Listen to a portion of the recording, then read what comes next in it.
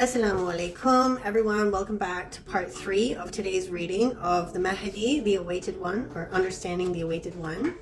So in the last part, I read to you a letter that was written by the Imam Mehdi, peace be upon him, to his fourth and last ambassador before he went into the major occultation, hiding.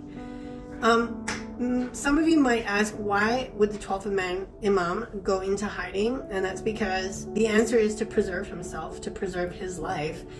After all, every single Imam before him, including the Prophet himself, peace be upon all of them, were assassinated by the enemies of Islam, even by those who called themselves Muslim.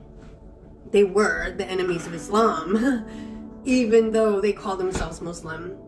Anyhow, so all 11 Imams before the 12th Imam, before Imam Mehdi, peace be upon him, were martyred, were assassinated. So, and he knew that he would also be assassinated if he did not go into occultation or into hiding. So in order to preserve his life, he had to go into hiding. And so we are still now waiting for his reappearance, and that will be a time that Allah wills, inshaAllah. So in the last part, as I was saying, sorry, before I went off on that tangent, I read to you a letter that was written by Imam Mehdi, peace be upon him, to his fourth ambassador before going into occultation. And I'll read it to you. It's part of a letter anyways. It's part of the letter. It wasn't the whole letter. But this particular passage of the letter that I read to you in the last part may be understood that it is impossible to actually meet the Imam, peace be upon him, as it says, whoever claims to have seen the Imam is a liar and a fabricator. There is no power except by Allah. However, this quote has a different contextual meaning, and it is possible to meet the Imam for a number of reasons. First, so it is possible to meet him. Okay. The first reason being the occultation of the Imam, peace be upon him, is not one of seclusion. The Imam, peace be upon him, is not absent or disconnected from society. He does not live in a cave or an uninhabited island or in any other place of seclusion. Rather, his occultation is one of continuous connection. What is in occultation is not his person, but his apparent persona. He lives amongst us. He walks amongst us. He eats and drinks as we do. He may even get married.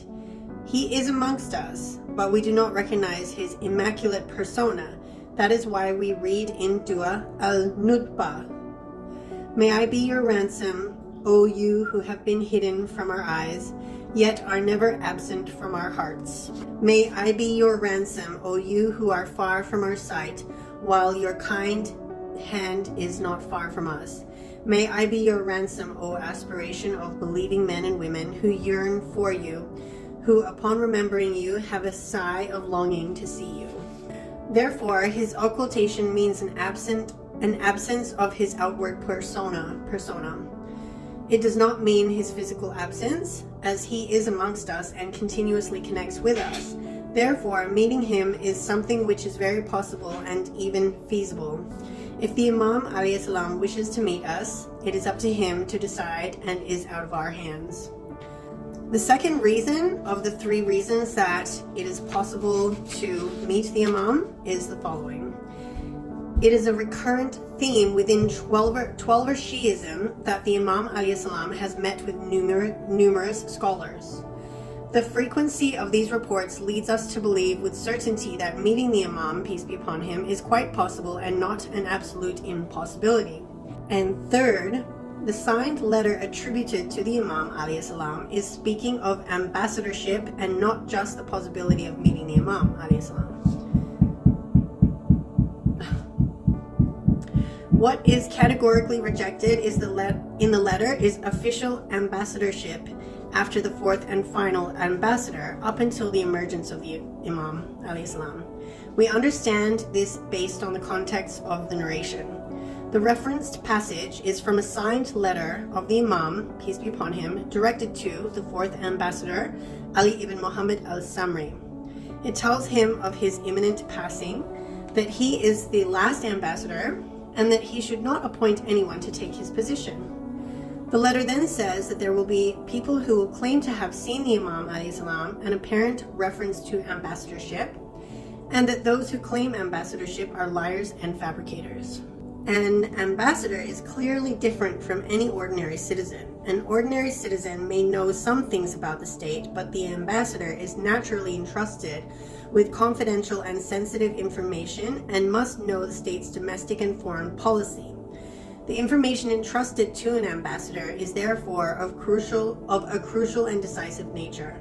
Therefore, the Imam alayhi salam is saying that there will be no ambassador after the fourth ambassador, and that there will no longer be a person entrusted with this crucial and decisive information. However, an ordinary individual's meeting and receiving the blessings of the Imam alayhi salam is much different than this ambassadorship and is not within the scope of this narration.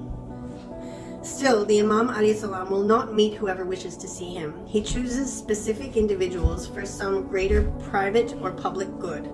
If the Imam alayhi salam were to meet with just any individual, that would contradict the wisdom behind these meetings. Therefore, the individual chosen to meet the Imam alayhi salam must be qualified for such a meeting and be able to achieve the private or public benefit that is required. What is the nature of meeting the Imam? A meeting with God's representative on earth is one of great meaning and significance. To use the terminology of Muslim philosophers, it is a meeting of complete dissolution, not one of association.